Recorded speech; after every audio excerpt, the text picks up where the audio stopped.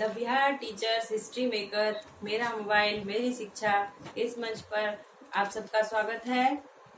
आइए बच्चों, आज हम सब बचपन के दिन अध्याय के अभ्यास प्रश्नों को जाने और उस पर विचार करें।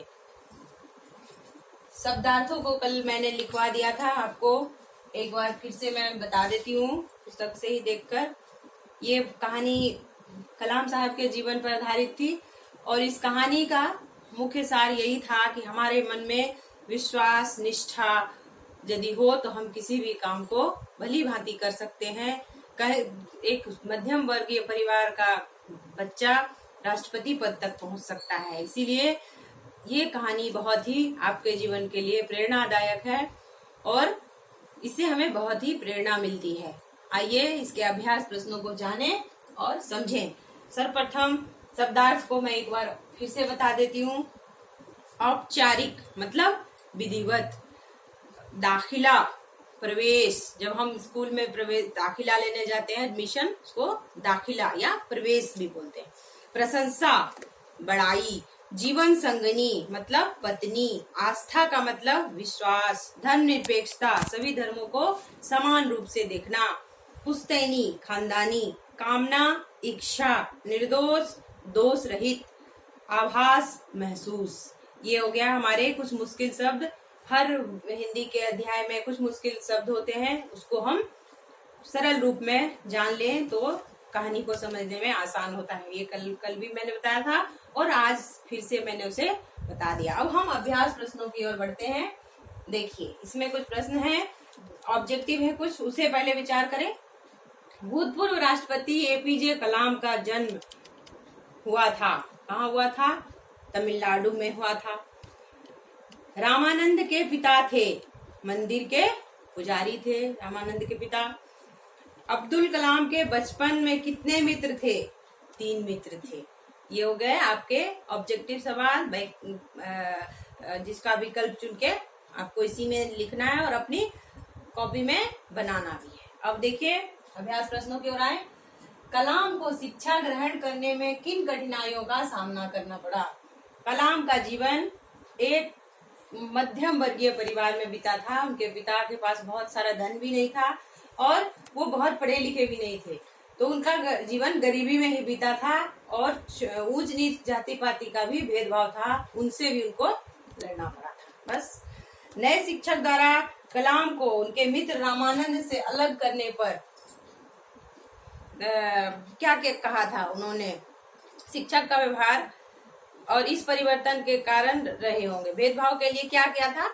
कलाम साहब ने उनके दोस्त से जब उनको अलग किया गया तो रामानंद के पिता ने क्या किया था? उस शिक्षक को बुलाया अपने घर पर और उनको इस भेदभाव की भावना जो बच्चों में वो दे रहे थे, हिंदू मुस्लिम की जो भावना को प्रेरित कर रहे थे, उसके लिए उसे मना किया और उन्होंने कहा कि ऐसी भावना का विकास बच्चों में करना तब कदापि गलत है और इसे आप न करें। जिससे उस शिक्षक का जीवन भी बदल गया और वो भी इन रूढ़िवादी विचारों से दूर हो गया। अब आइए उसके बाद इसमें कुछ वाक्य दिए गए हैं, वाक्य को हम लोग बनाएंगे।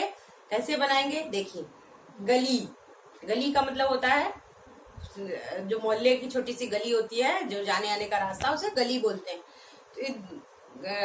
गली में एक मंदिर है। बस। पाठशाला, हम पाठशाला में पढ़ने जाते हैं। शिक्षक, हमारे शिक्षक हमें पढ़ाते हैं। इच्छा, किसी भी कार्य के लिए तीव्र इच्छा का होना आवश्यक है। तीव्र इच्छा शक्ति तीव्र होने पर हमें सफलता मिलती है। बस ये हो गया हमारा वाक्य। अब पर्यायवाची, पर्यायवाची का मतलब हुआ समान अर्थ वाले शब्द। जो शब्द हैं उसको हम दूसरे शब्द में बोलेंगे सेम, और लेकिन उसका अर्थ सेम बिल्कुल एक होगा। जैसे कि धनी का मतलब अमीर भी बोल सकते हैं धनी को हम। घर, घर है तो गृह भी बोल सकते हैं, कोई दिक्कत नहीं। व्यक्ति मनुष्य। दिन, दिवस भी बोलते हैं दिन को। पत्नी अर्धांगिनी या जीवन संगिनी, जो इसमें आया भी है एक शब्द आपके कहानी में, वो भी बोल सकते हैं। तो ये समान अर्थी शब्द हो गए। पर्यायवाची, इसमें हम एक से अधिक भी लिख सकते हैं। मैंने एक एक यहाँ पर आपको बताया है और बाकी एक एक आप अपने मन से इसमें जोड़ेंगे और उसकी जांच करवाएंगे। इस तरह से ये अध्याय खत्म हो गया और आशा करती हूँ कि इस अध्याय से आपको बहुत अच्छी सीख मिली होगी। कलाम के जीवन चरित्र को पढ़ना एक बहुत ही अपने आप में एक बहुत ही अच्छा चीज है। कलाम के जीवन से हम जितना भी सीख लें वो कम है। और उनका एक बहुत बड़ा उन्होंने मिसाल कायम किया अपने देश के लिए, पूरे विश्व के लिए। एक छोटे से गांव में मध्यम वर्गीय परिवार में रहकर एक बच्चा बाद में मिसाइल मैन की तरह पूरी दुनिया के सामने आया और देश के राष्ट्रपति पद को सुशोभित किया। तो इनके जीवन से हम यही सीख लेते हैं कि इच्छा शक्ति यदि हमारी तीव्र होगी तो हम कोई भी कार्य भली भांति कर सकते हैं। के साथ हमारा यह अध्याय खत्म होता है। धन्यवाद बच्चों। हम लोग फिर अगले वीडियो में मुखातिब होंगे। तब तक के लिए धन्यवाद।